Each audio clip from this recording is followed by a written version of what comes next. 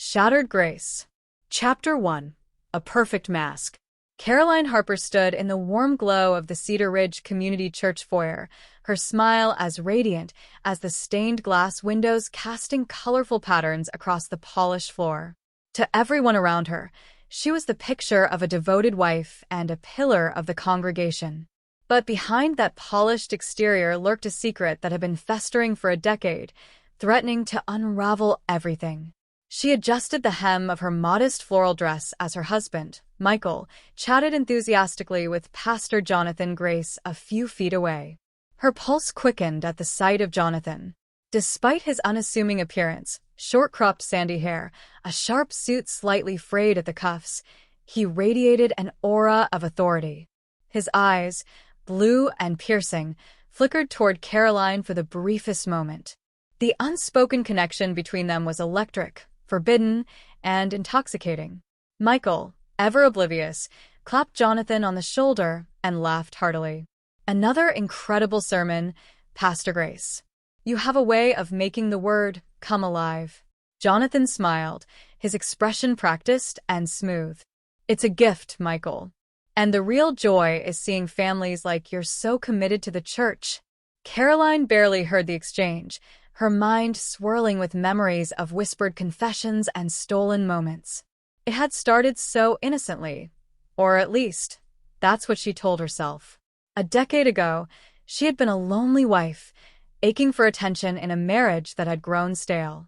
Jonathan had offered her counsel, a sympathetic ear when Michael was too distracted by his business ventures to notice her growing despair. But Jonathan's counsel had quickly turned into something darker. What began as kind words evolved into lingering touches, secret meetings, and eventually, the ultimate betrayal. Later that evening, Caroline prepared dinner while Michael rattled on about his day. The clatter of pots and pans drowned out most of his words, but she caught enough to realize he was talking about an upcoming men's retreat Jonathan had organized. 3 days in the wilderness, just the guys. "It'll be good to unplug and reflect," Michael said, his face lighting up with enthusiasm. "You think Pastor Grace is a good man, don't you, Caroline?" Her hand froze mid-stir. She forced a smile, turning to face him. "Of course. He's inspiring." Michael grinned, satisfied. He kissed her cheek before taking his plate to the living room, where the faint hum of a football game soon filled the house. Caroline exhaled, gripping the edge of the counter. Guilt clawed at her chest, but the thrill of her affair was too powerful to resist. She hated what she had become, but Jonathan had a way of making her believe they were destined to be together, that their love was righteous even in its sin. That night, her phone buzzed as she lay beside Michael's sleeping form. She glanced at the screen, her heart skipping a beat at Jonathan's name. "Jonathan, meet me at the usual spot. Midnight." Her fingers hovered over the screen. Every instinct screamed at her to ignore him, to put an end to the madness. But as she glanced at her husband's peaceful face, the weight of her dissatisfaction bore down on her. With trembling hands, she slipped out of bed, grabbing her coat and keys. The church parking lot was deserted, the towering building looming in the moonlight like a silent witness to her sins. Jonathan's car was already there, its headlights off. Caroline climbed into the passenger seat, the scent of his cologne immediately enveloping her. "You're late," he said, his voice low and teasing. "I almost didn't come," she admitted, her voice barely above a whisper. Jonathan reached over, his hand resting on hers. "But you did. Because you can't stay away and neither can I." She looked into his eyes, the magnetic pull undeniable. In that moment, the guilt and fear melted away, leaving only the intoxicating thrill of their forbidden love. "What are we doing, Jonathan?" she asked, her voice cracking. "This can't go on forever." He leaned closer, his gaze intense. "We'll find a way, Caroline. We just have to be patient. Michael, he's in the way of our happiness. But every obstacle can be removed." His words sent a chill down her spine, but she didn't pull away. Instead, she let herself drown in the fantasy he painted, the promise of a life unburdened by her husband, a life where she and Jonathan could finally be free. As dawn approached, Caroline slipped back into bed, her heart heavy with both exhilaration and dread. Michael stirred beside her, mumbling something incoherent before settling back into sleep. She stared at the ceiling, the weight of her choices pressing down on her. The perfect mask she wore was beginning to crack, and beneath it, something dark and dangerous was taking root. Chapter 2. The Pastor's Prey. The next morning, sunlight streamed through the curtains, painting the bedroom in soft golds and whites. Caroline Harper sat at the edge of the bed, her hands clasped tightly in her lap. The night's meeting with Jonathan replayed in her mind like a scene from a forbidden drama, his touch, his voice, his dangerous promises. But it was Jonathan's final words that haunted her most. Every obstacle can be removed. It wasn't the first time he'd hinted at something sinister, but the way he said it last night had a cold finality to it. The implication sent a shiver through her, though she couldn't entirely ignore the thrill it stirred. Michael was already downstairs when she emerged, humming to himself as he read the newspaper. His optimism grated against her nerves, a stark contrast to the storm brewing inside her. She kissed him on the cheek, a gesture as routine as brushing her teeth, before setting about preparing breakfast. "You're up early," Michael said, looking over the paper. "Everything okay?" "Couldn't sleep," she replied curtly. He frowned. "You've been restless lately. Is something bothering you?" The question caught her off guard. Was Michael finally beginning to notice her emotional distance? Her mind scrambled for an excuse. "I think I'm just stressed about the women's ministry event coming up. It's a lot to organize." Michael smiled, relieved. "You always do such a great job with those. The ladies love you. Let me know if there's anything I can do to help." The sincerity in his voice stung. She mumbled a quick thank you and returned to the stove, feeling the familiar pang of guilt that accompanied every kind gesture from him. Michael wasn't a bad husband. He was kind, hardworking, and loyal. But that loyalty only made her betrayal feel heavier. Later that day, Caroline sat in her car outside the church, watching as Jonathan greeted congregants with his usual charm. Women lingered a little too long in his embrace, and men clapped him on the back as if he were a saint. To everyone else, Jonathan Grace was a moral beacon. To Caroline, he was something far more complicated, part savior, part devil. When the crowd thinned, she stepped out of her car and approached him. His eyes lit up when he saw her, a subtle smile tugging at the corner of his mouth. "Caroline," he said, his voice warm. "What brings you here?" "We need to talk," she said, her voice low but firm. Jonathan nodded, his demeanor calm. "Of course. Let's go to my office." The pastor's office was a stark contrast to his public persona, dark wood-paneled walls, a cluttered desk, and bookshelves overflowing with theological texts. Caroline perched on the edge of a chair, her hands fidgeting in her lap. Jonathan closed the door behind him, the lock clicking softly, before sitting across from her. "What's on your mind?" he asked, leaning forward. Caroline hesitated. The words felt heavy on her tongue. "Last night, what you said about Michael being an obstacle. What exactly did you mean by that?" Jonathan's eyes searched hers, his expression unreadable. "I mean that we can't live like this forever. Hiding, sneaking around, it's not sustainable. You deserve a life where you're truly happy, Caroline." Her breath caught. "But you're talking about something permanent." Jonathan leaned back, his hands clasped together. "I'm talking about freedom. You're trapped in a loveless marriage. And me? I'm tired of pretending to be someone I'm not. Michael doesn't deserve you, Caroline. He never did." His words, laced with conviction, struck a chord deep within her. It was as if he could see her darkest desires and give voice to them, absolving her of responsibility. "But what are you saying, Jonathan? That we—" "I'm saying," he interrupted, "that we think about our future. Together. And that means making hard choices." Over the next week, Jonathan began to lay the groundwork for their plan, planting seeds in Caroline's mind and carefully nurturing them. He spoke of hypothetical scenarios, asking her to imagine a life without Michael, a life where they could be free. His manipulations were subtle, cloaked in the guise of love and concern, but Caroline felt their weight nonetheless. Meanwhile, Michael continued his daily routines, blissfully unaware of the storm brewing around him. He worked long hours, attended church events, and shared meals with Caroline, all the while believing their life was perfect. Caroline, however, began to see her husband in a new light. Every small annoyance, his predictable habits, his unshakable optimism became amplified. Jonathan's words echoed in her mind. "You deserve more." One evening, as they sat together on the couch, Michael reached for her hand. "You know I love you, right?" Caroline forced a smile. "Of course. You've been distant lately," he said, concern etched into his features. "I just want to make sure you're okay." For a moment, the guilt threatened to overwhelm her.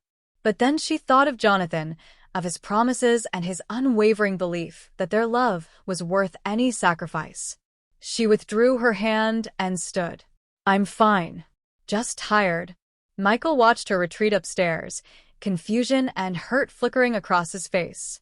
Caroline shut the bedroom door behind her and leaned against it, her heart pounding. The perfect mask she'd worn for years was beginning to slip, and she wasn't sure how much longer she could keep it in place. The next day, Jonathan called her. His voice was calm but firm. "It's time, Caroline. We need to decide what our future looks like." Her stomach twisted. She knew what he meant, even if he didn't say it outright. The choice was hers to make, but Jonathan had already done the heavy lifting, convincing her that life, without Michael, was the only path to true happiness. As the call ended, Caroline stared out the window, the weight of her decision pressing down on her. She wasn't just standing on the edge of a moral cliff, she was being pushed. Chapter 3. Cracks in the Foundation. Caroline Harper spent the morning pacing the living room, her thoughts swirling in a storm of doubt and anticipation. The sunlight filtering through the curtains did little to soothe her nerves. Jonathan's words from the night before echoed in her mind, relentless and persuasive. "It's time to decide." Each step she took on the worn carpet felt heavier than the last. She thought about Michael, his laughter, his kindness, his unrelenting faith in her, even when she didn't deserve it. But alongside those memories were the frustrations, the monotonous routine, the lack of excitement, and the undeniable thrill Jonathan brought into her life. She hated herself for what she was about to do, but a darker part of her whispered, "You deserve this." Michael came home early that afternoon, carrying a bouquet of lilies, her favorite. His bright smile faltered when he saw her face, pale and drawn. "You okay?" he asked, setting the flowers down on the counter. Caroline blinked, quickly plastering on a smile. "I'm fine. Just a little tired." Michael wrapped an arm around her, pulling her into a warm embrace. "You've been working too hard. Maybe we should take a weekend trip, just the two of us. What do you think?" Caroline stiffened in his arms, guilt washing over her like a cold wave. A weekend away wouldn't fix what was broken. She forced a laugh. "That sounds nice. Let me think about it." "Great," Michael said, his mood lifting. "I'll start looking at places tonight." As he kissed her cheek and walked away, Caroline felt the cracks in her resolve deepen. How could she even entertain Jonathan's plan when Michael was so kind, so trusting? But then her phone buzzed in her pocket, pulling her back into the web she and Jonathan had spun. "Jonathan, call me when you're alone. We need to talk." Caroline found herself back in Jonathan's office later that evening. The church was quiet, the dim lighting casting long shadows across the room. Jonathan leaned against his desk, his arms crossed, his expression calm but determined. "We're running out of time, Caroline," he said. "Michael's not stupid. He'll figure it out eventually." "No, he won't," Caroline argued, her voice trembling. "He trusts me. He'd never suspect." Jonathan stepped closer, his gaze intense. "And what happens when he does? Do you want to live the rest of your life hiding, lying, pretending? Or do you want to be free?" Caroline shook her head, tears welling in her eyes. "I can't do this. I can't just." Jonathan cupped her face in his hands, his voice softening. "Listen to me. I love you. Everything I've done, every risk I've taken, has been for us. But we can't have a future if Michael's still in the picture. You know that." His words cut through her defenses, and for a moment, she allowed herself to believe him. Jonathan wasn't just asking her to commit a crime. He was offering her a way out of the cage she'd built for herself. She closed her eyes, leaning into his touch. How? Jonathan's lips curved into a small, satisfied smile. Leave that to me. Over the next few days, Jonathan began laying the groundwork for their plan. He spoke in vague terms, careful to avoid implicating himself, but his intentions were clear. Caroline's role would be simple: keep Michael distracted, act as though everything was normal, and let Jonathan handle the rest. But as the days wore on, Caroline found it harder to maintain her composure. She jumped every time Michael spoke to her, her heart racing at the slightest noise. The guilt was eating away at her, and it didn't go unnoticed. "You've been acting strange lately," Michael said one evening as they sat on the couch. "Is there something you're not telling me?" Caroline forced a laugh, her hands trembling as she clutched her mug of tea. "Of course not. I've just been stressed with the women's ministry and everything." Michael studied her for a long moment, his brow furrowing. "You know you can talk to me, right? About anything." The sincerity in his voice was unbearable. Caroline nodded quickly, avoiding his gaze. "I know." That night, as Michael slept beside her, Caroline lay awake, staring at the ceiling. Her mind replayed Jonathan's promises over and over: freedom, happiness, a new life. But the weight of what they were planning threatened to crush her. She slipped out of bed and into the bathroom, locking the door behind her. Staring at her reflection in the mirror, she barely recognized the woman looking back. Her once bright eyes were dull, her complexion pale.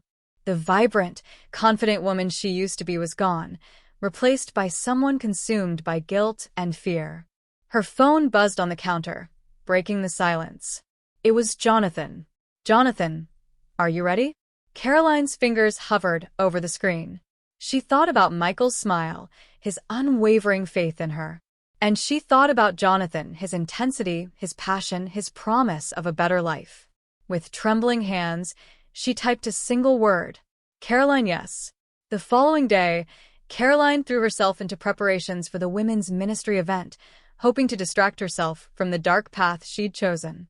But no matter how hard she tried, the weight of her decision loomed over her like a storm cloud.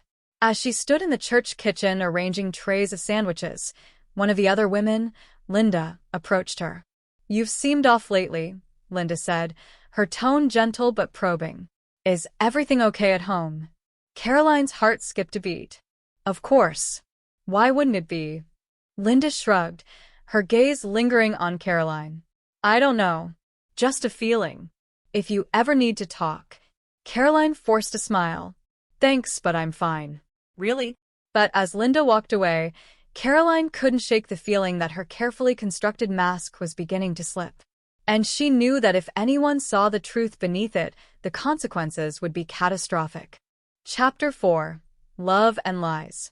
Caroline Harper walked through her house, her fingers grazing the familiar surfaces of framed photos, polished furniture, and the kitchen counters where she and Michael had shared countless meals.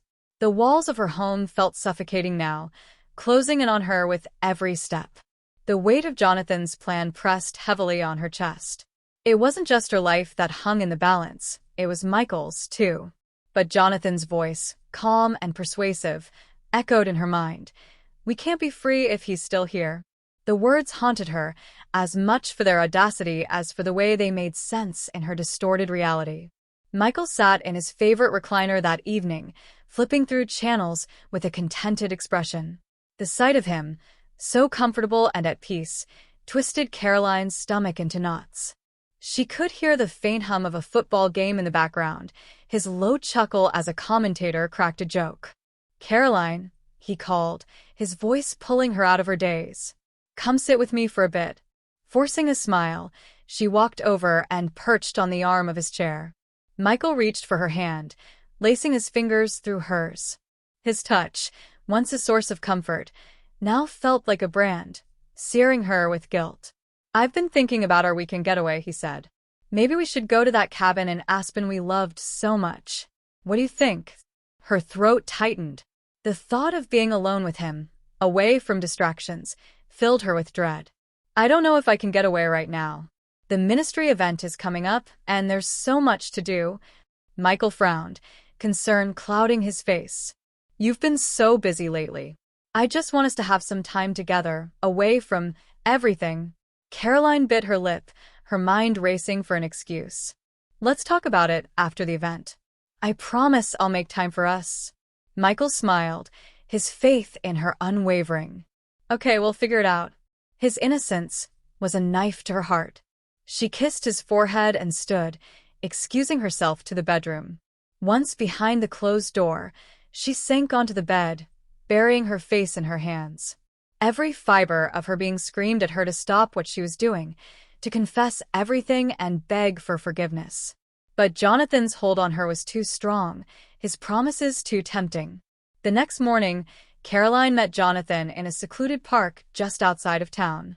The crisp air carried the scent of pine, and the sound of rustling leaves offered a false sense of peace. Jonathan was already waiting, leaning against his car with his arms crossed. He straightened when he saw her, his smile warm and disarming. You came, he said, stepping toward her. I don't know how much longer I can do this, Caroline admitted, her voice trembling. Michael isn't some monster. He doesn't deserve. Michael doesn't understand you, Jonathan interrupted, his tone firm. He doesn't see the woman you are, the woman you're meant to be. I do, Caroline. I've always seen you.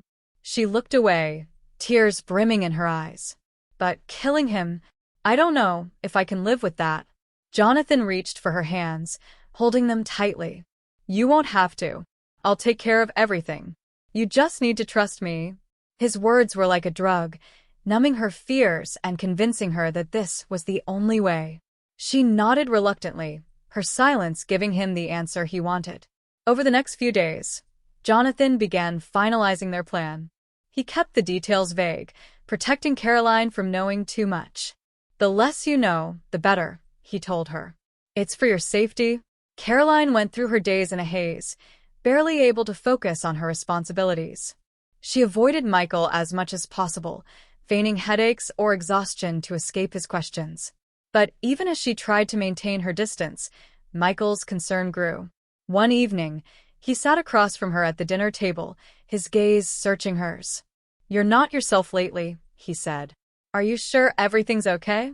Caroline forced a smile, her hands gripping her fork tightly. I told you I'm just stressed with the ministry. Once the event is over, I'll be fine. Michael didn't look convinced, but he didn't push. I'm here if you need me, he said softly. Always. Her heart twisted painfully.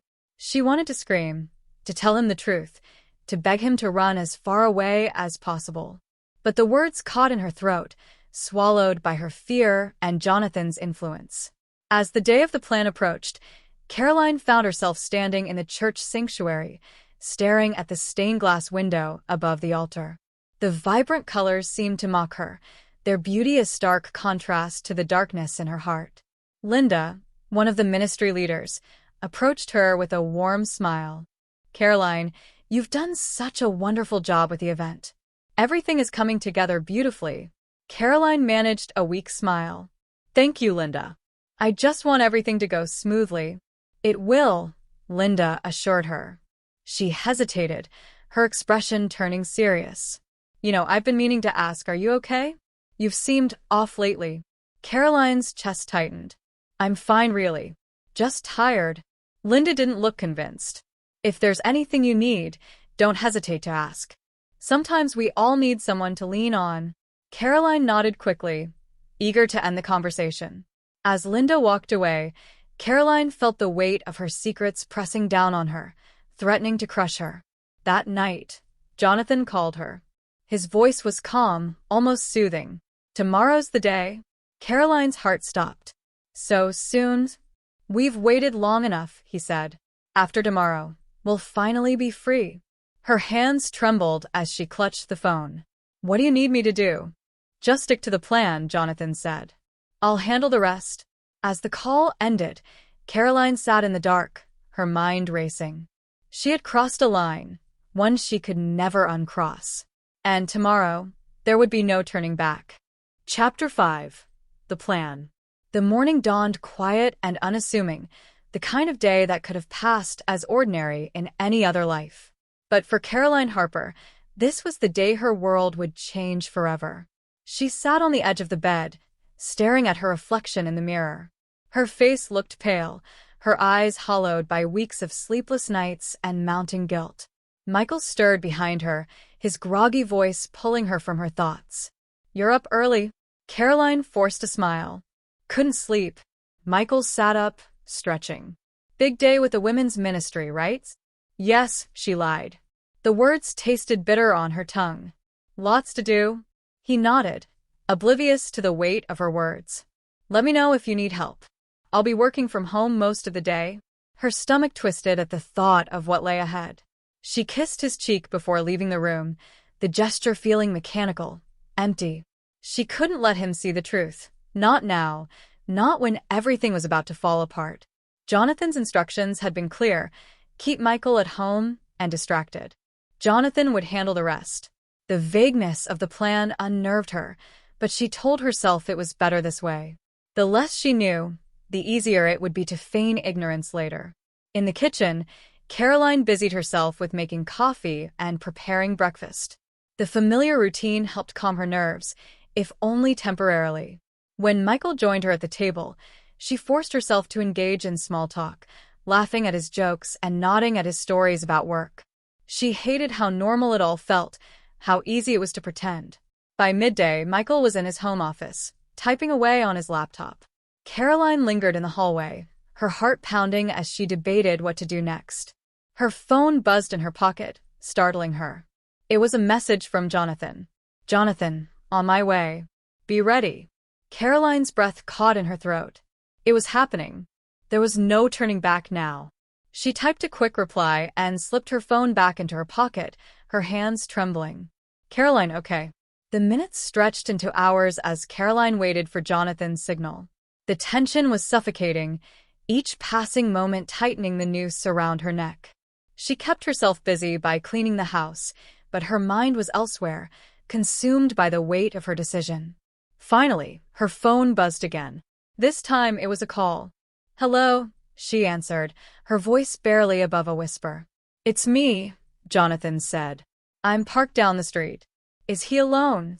Caroline peeked into the office, where Michael sat hunched over his laptop, engrossed in his work. "Yes." "Good," Jonathan said. "I'll be there in 5 minutes. Leave the back door unlocked." Her throat tightened. "Jonathan, are you sure about this?" "I'm sure," he said firmly. "We've talked about this, Caroline. It's the only way." She nodded, even though he couldn't see her. "Okay. Good girl," he said. "See you soon." Caroline unlocked the back door with shaking hands, her heart pounding in her chest. She felt like a puppet on strings, her movements dictated by Jonathan's commands. As she stood in the kitchen, waiting for his arrival, she caught a glimpse of herself in the window. The woman staring back at her looked like a stranger. When the door creaked open, she jumped. Jonathan stepped inside, his expression calm and focused. He was dressed in dark clothing, a baseball cap pulled low over his face. In his hand, he carried a small duffel bag. "Is he still in the office?" Jonathan asked. Caroline nodded, her voice failing her. She watched as Jonathan set the bag down on the counter and unzipped it, revealing a gun and a pair of gloves. Her stomach churned at the sight. "Jonathan," she began, but he cut her off. "Go upstairs," he said. "You don't need to see this." She hesitated, torn between obeying him and stopping him. "What if he—" "He won't," Jonathan said firmly. "Trust me." Her legs felt like lead as she climbed the stairs, each step a battle against the voice in her head screaming at her to stop. When she reached the bedroom, she shut the door and sat on the bed, her hands clasped tightly in her lap. She could hear her heart pounding in her ears, drowning out every other sound. Downstairs, Jonathan moved with precision, slipping on the gloves and checking the gun. He walked toward the office, his footsteps silent on the hardwood floor. Michael didn't notice him at first, too focused on his computer screen.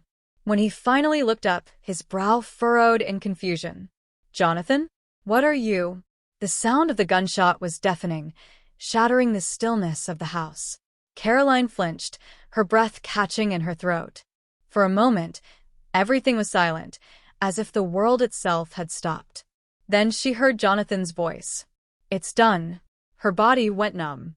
She stumbled to the bathroom, gripping the edge of the sink as she tried to steady herself. Her reflection stared back at her, pale and trembling. She felt like she was going to be sick. Jonathan came upstairs a few minutes later, his expression calm and composed. "It's over," he said, his voice low. "We need to stick to the plan. I'll take care of the cleanup." Caroline couldn't bring herself to respond. She felt like a ghost, her body moving on autopilot as Jonathan guided her through the next steps. She barely registered his words, her mind consumed by the image of Michael's lifeless body downstairs. As Jonathan left the house, promising to dispose of the evidence, Caroline sat alone in the bedroom, her hands stained with metaphorical blood. The perfect life Jonathan had promised felt further away than ever. All she had now was the weight of her guilt, and the knowledge that there was no escaping the consequences of what they had done. Chapter 6. The Day of Reckoning. The house was eerily quiet after Jonathan left. The sound of the gunshot still echoed in Caroline's mind, reverberating through her body like a relentless drumbeat. She sat on the edge of the bed, staring at her trembling hands. They felt cold, lifeless, as if they belonged to someone else. Downstairs, her husband, Michael, lay dead, a man who had trusted her completely, a man who had loved her unconditionally. Caroline couldn't bring herself to go downstairs.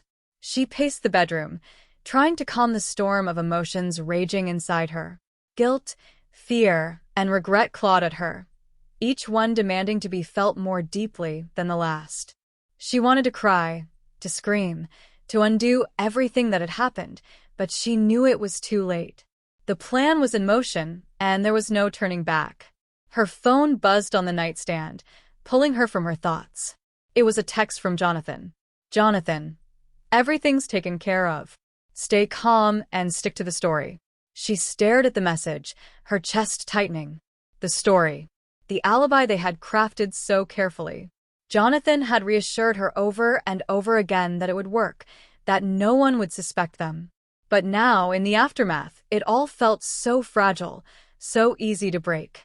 Hours passed before Caroline forced herself to go downstairs. The sight that greeted her stopped her in her tracks. The office was spotless, as if nothing had happened. Jonathan had been thorough, just as he promised. But the faint scent of gunpowder lingered in the air, a ghostly reminder of what had taken place. She stood frozen in the doorway, her breath coming in shallow gasps. This was real. Michael was gone, and she had let it happen. Her phone buzzed again. It was Jonathan. "Jonathan, call the police. Tell them you came home and found him. Stick to the story." Her hands shook as she dialed 911, her voice trembling as she spoke to the dispatcher. I just got home and my husband, he's been shot." The words felt foreign on her tongue, like they belonged to someone else. She answered the dispatcher's questions as best as she could, her mind spinning with fear and adrenaline. By the time she hung up, her heart was racing so fast she thought it might burst. When the police arrived, Caroline played her part flawlessly, or so she thought. She feigned shock, her tears flowing freely as she recounted her carefully rehearsed story. "I went out to run errands, and when I came back, I found him like this," she sobbed, clutching a tissue in her hand.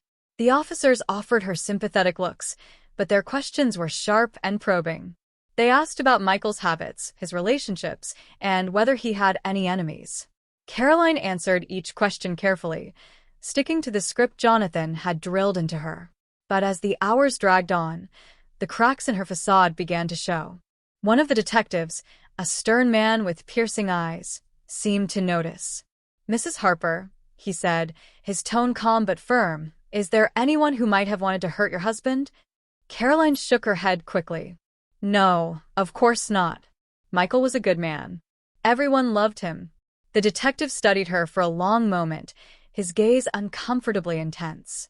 "Sometimes good men have secrets," he said. "If there's anything you're not telling us, now would be the time." Her breath caught in her throat. She forced herself to meet his gaze, her voice steady. "I don't know anything. I swear." The next few days were a blur of grief and questioning. The police launched a full investigation, combing through Michael's life for clues. They interviewed friends, co-workers, and neighbors, searching for any sign of a motive. Caroline did her best to maintain her composure, but every interaction felt like a test, a trap designed to catch her in a lie. Jonathan was her anchor during this time, always reassuring her that they were safe.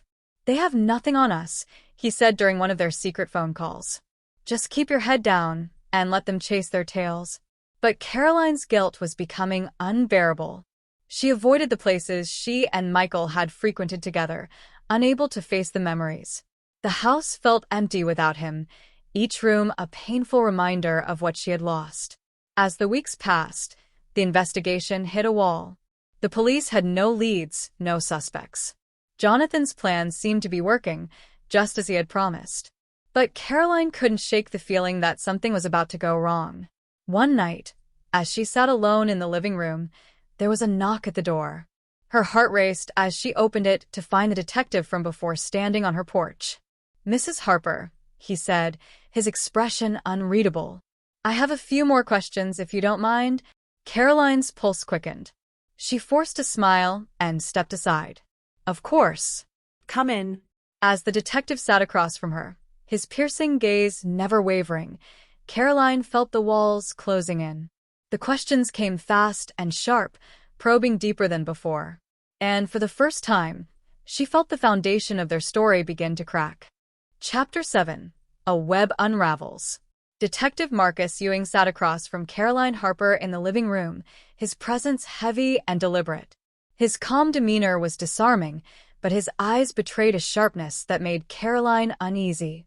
He leaned forward, his notebook resting lightly on his knee, and offered her a small, disarming smile. "I appreciate you taking the time to speak with me again, Mrs. Harper," he said, his voice smooth and professional. "I just have a few follow-up questions. I hope it's not too much of an inconvenience." Caroline clasped her hands tightly in her lap, her palms damp with sweat. "Of course. Anything I can do to help." The detective's questions started simple, details about Michael's schedule, their daily routines, his work relationships. Caroline answered each one carefully, sticking to the story Jonathan had crafted. But as the conversation continued, Marcus's tone shifted, his questions becoming more pointed. Did Michael ever mention feeling threatened by anyone? Maybe someone at work or in the community? Caroline shook her head quickly. "No, never. Michael was well-liked by everyone."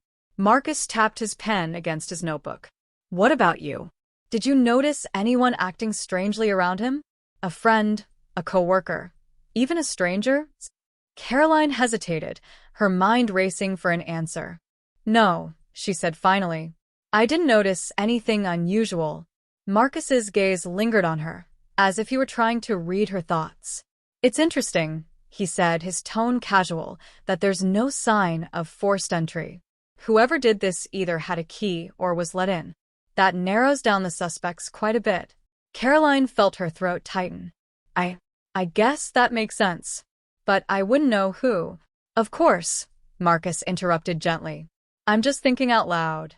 As the detective continued to question her, Caroline felt the pressure building. She could feel the cracks in her story growing wider, each question chipping away at her composure. She tried to keep her answers short and consistent, but the weight of her guilt made it harder to maintain the facade. Finally, Marcus closed his notebook and leaned back in his chair. "Thank you for your time, Mrs. Harper. I won't take up any more of your evening." Caroline nodded, relief washing over her. "If there's anything else you need, just let me know." Marcus stood and offered her a polite smile. "You've been very helpful. Have a good night." As she closed the door behind him, Caroline leaned against it, her heart pounding. She had managed to hold it together for now, but she couldn't shake the feeling that Marcus wasn't convinced. He had planted seeds of doubt, and she knew it was only a matter of time before they grew into something much more dangerous. Jonathan called later that night, his tone calm but urgent. "How did it go?" Caroline hesitated, still shaken from the encounter. "He's suspicious.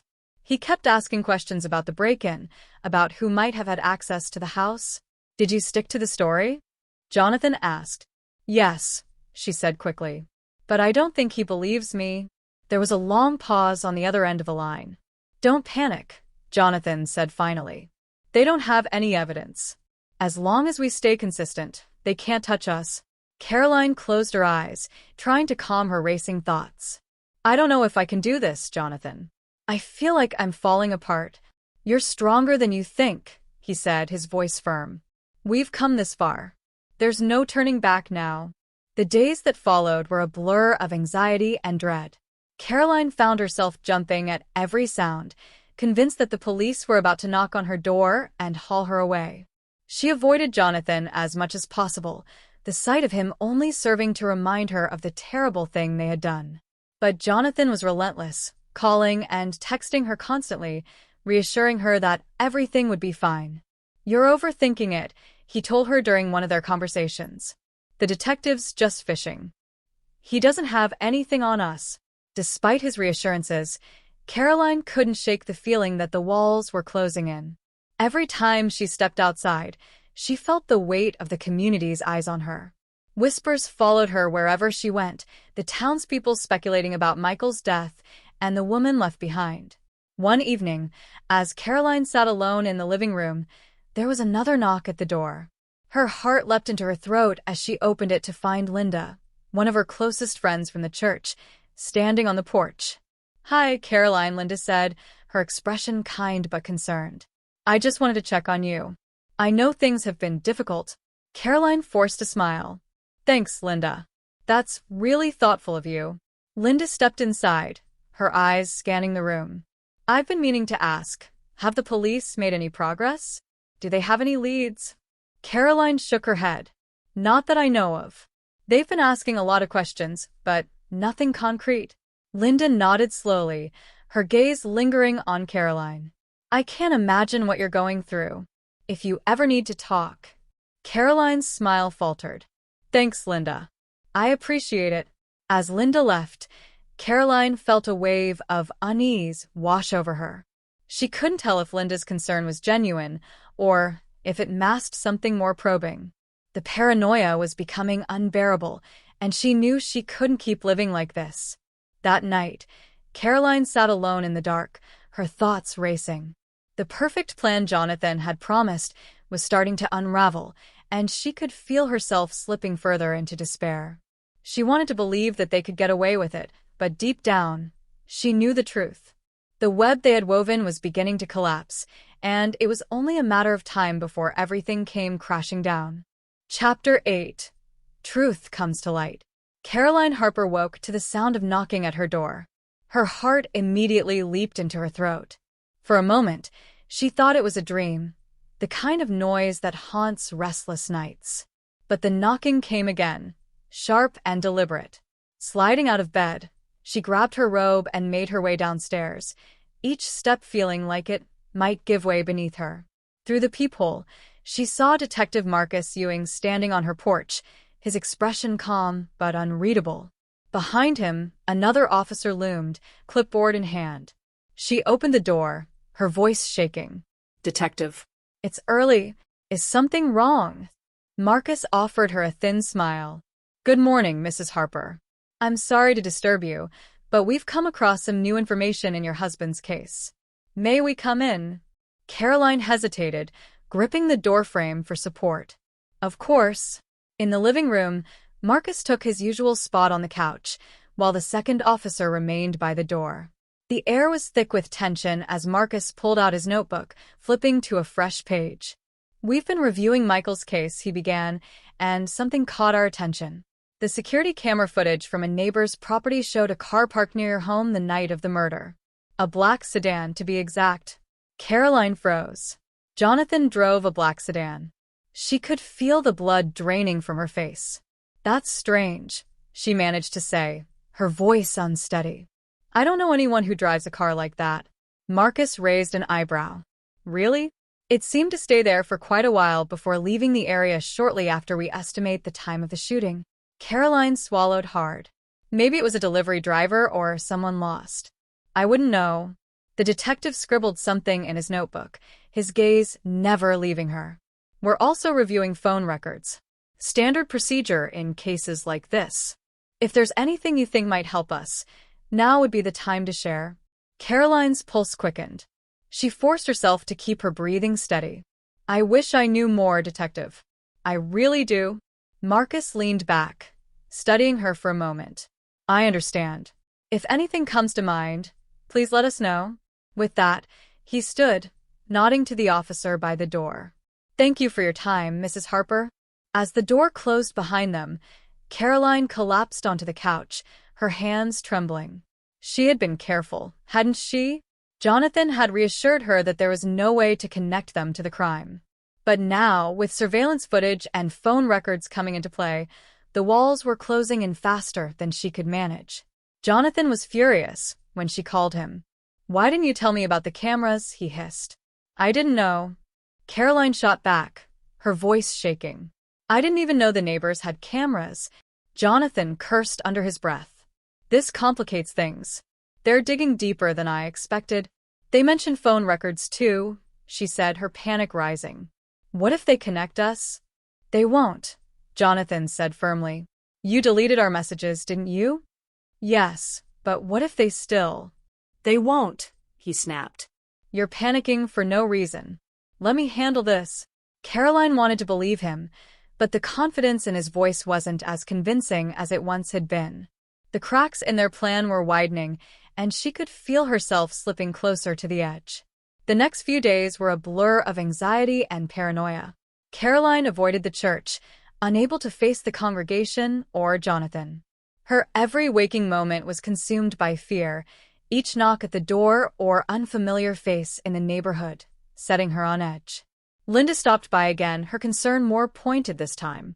"Caroline, I don't mean to pry, but something feels off. You've been so distant lately, and I know this has been hard on you. But—" "I'm fine," Caroline interrupted, her tone sharper than she intended. "I'm just trying to process everything." Linda hesitated, clearly unconvinced. "If you say so. But, you know, the truth always comes out in the end. It has a way of finding us, whether we're ready for it or not." Caroline's heart sank as she watched Linda leave. The truth. That word haunted her like a ghost, lingering in every corner of her mind. That night, Detective Marcus Ewing called her. "Mrs. Harper, we'd like you to come down to the station tomorrow," he said, his tone neutral but firm. "There are a few things we'd like to clarify." Her heart sank. "Am I in trouble?" "Not at all," Marcus said. "We just have some questions." "It's routine." Routine. The word felt like a lie. Caroline knew this was anything but routine. She ended the call and immediately dialed Jonathan. "They want me to come to the station," she said, her voice trembling. "They're going to question me." "Then you stick to the story," Jonathan said, his voice cold and steady. "Do not let them break you, Caroline. They don't have anything." But as the call ended, Caroline realized something chilling. She no longer trusted Jonathan.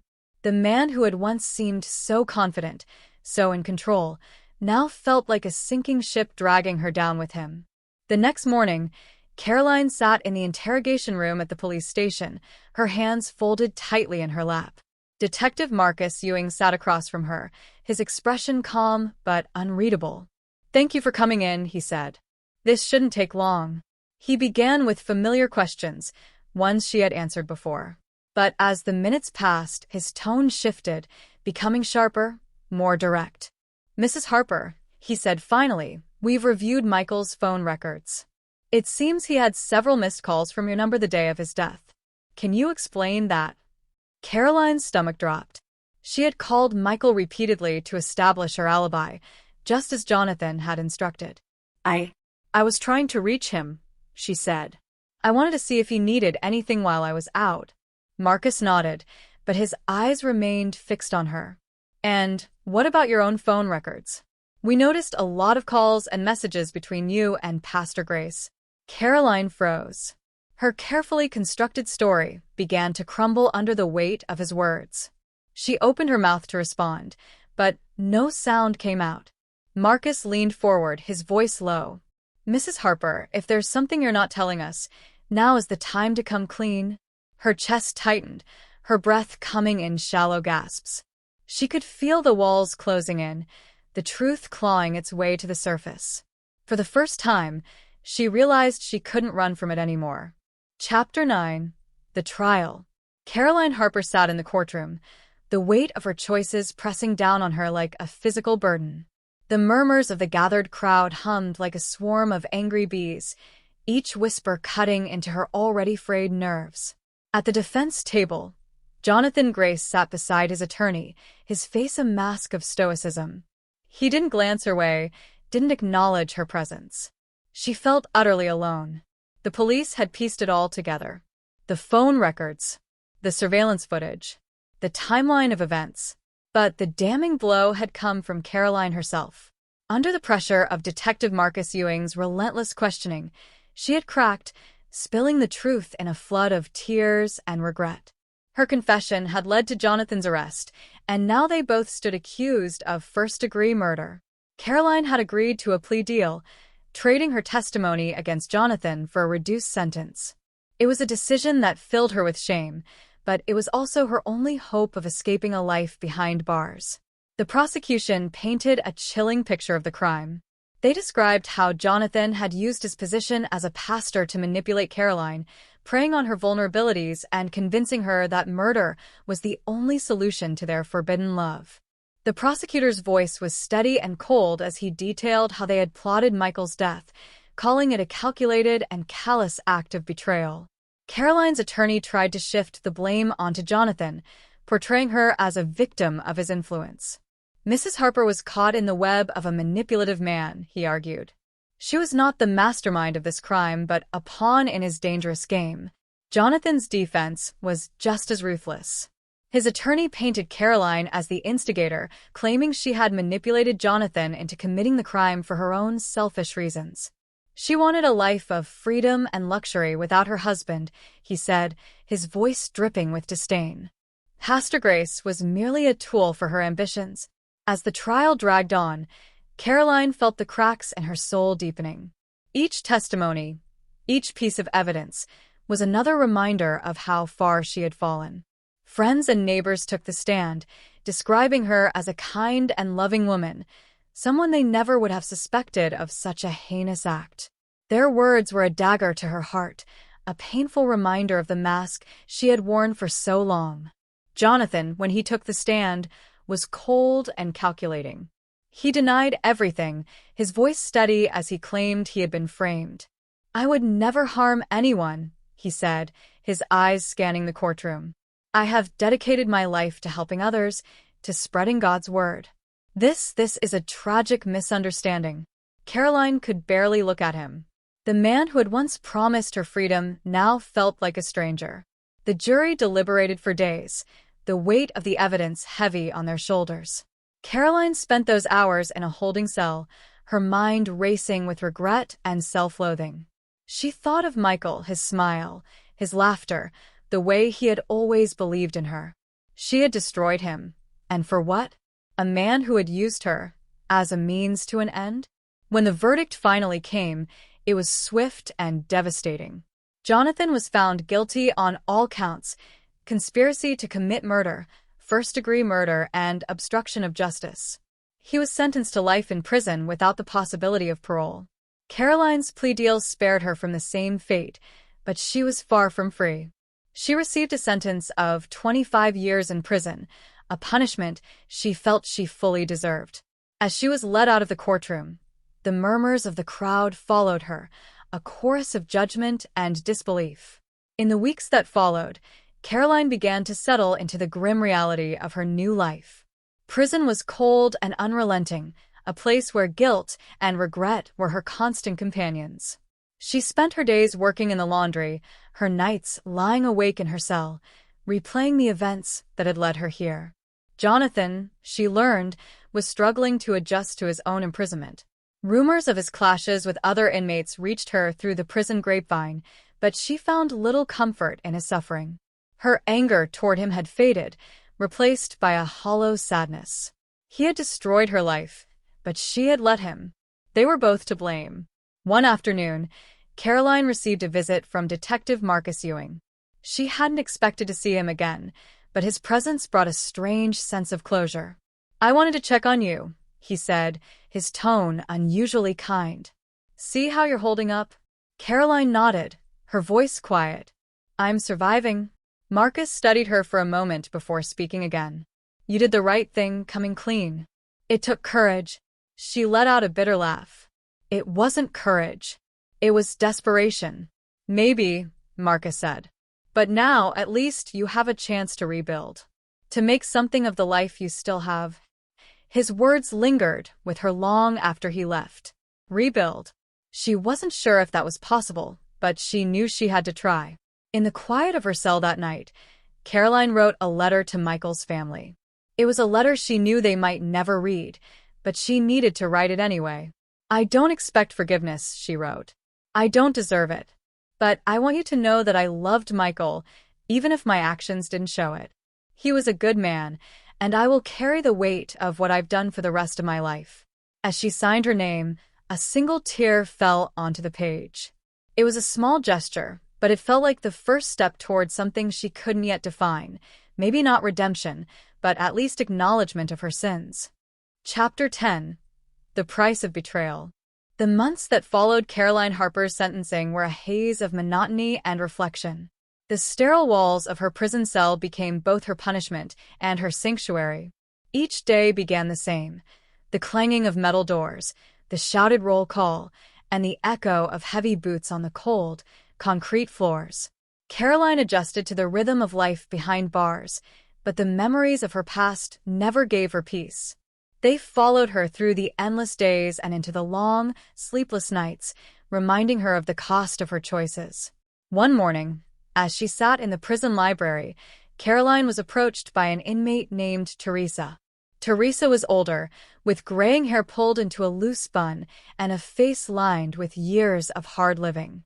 She slid into the chair across from Caroline, her sharp eyes studying her. "You're the one who helped kill her husband, aren't you?" Teresa said bluntly, her voice low but firm. Caroline flinched at the words but nodded, unable to deny it. "I thought so," Teresa said, leaning back in her chair. "You've got that look, like the guilt's eating you alive." Caroline glanced around nervously, unsure how to respond. Teresa's gaze softened, and she leaned in closer. "Listen, I've been in here a long time," she said. "And if there's one thing I've learned, it's that guilt can kill you faster than anything else in this place. You need to find a way to live with what you've done, or it'll swallow you whole." Her words struck a chord with Caroline. She spent the rest of the day thinking about them, wondering if it was truly possible to find a way forward. Weeks later, Caroline began attending a support group for inmates grappling with guilt and remorse. The sessions were raw and emotional, filled with stories of pain and regret. For the first time, Caroline found herself opening up about Michael, about Jonathan, and about the choices that had led her to this place. "I don't know if I'll ever forgive myself," she admitted during one session. "But I want to try. For him. For Michael." The group leader, a former inmate named Grace, nodded thoughtfully. "Forgiveness doesn't mean forgetting what you've done. It means finding a way to honor the people you've hurt by becoming better than you were. It's hard work, but it's worth it." As the months turned into years, Caroline began to rebuild herself piece by piece. She volunteered for every program available: literacy tutoring, counseling, and even a workshop on restorative justice. Her work earned her respect among the other inmates and even the prison staff. Slowly, she started to feel like she was making amends, even if only in small ways.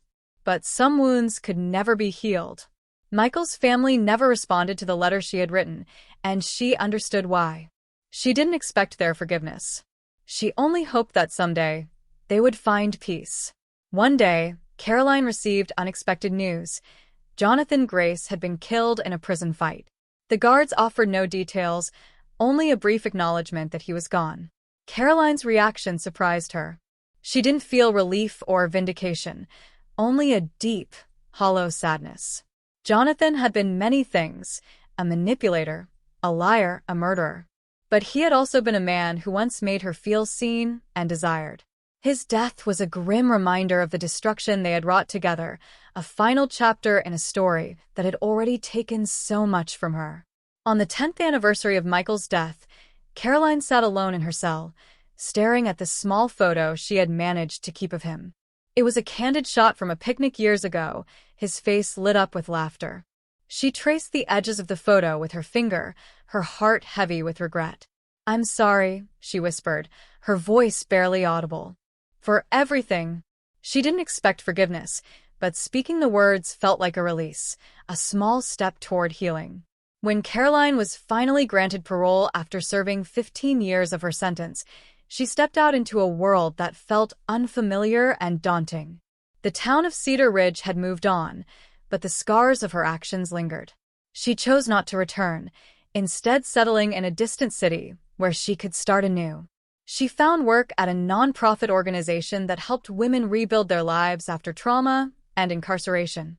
The irony wasn't lost on her, but she poured herself into the work, hoping to make a difference for others. In helping them, she found a measure of purpose she had never known before. The years that followed were quiet and reflective. Caroline lived simply, avoiding attention and focusing on her work. She never remarried, never sought out the kind of love that had once led her astray. Instead, she devoted herself to honoring Michael's memory in the only way she knew how, by living a life of integrity and service. In the end, she came to understand that redemption wasn't a destination but a journey, one she would walk for the rest of her days. Epilogue. In a quiet cemetery on the outskirts of Cedar Ridge, a lone figure knelt before a modest gravestone. Caroline Harper traced the engraved letters of Michael's name with her fingertips, her heart heavy but steady. "I've tried to make things right," she whispered. "I hope you can see that." As she stood and walked away, the wind carried the faintest scent of lilies, Michael's favorite flower, through the air. For the first time in years, Caroline felt a sliver of peace. Her journey was far from over, but for now, she was content to take it one step at a time. The end.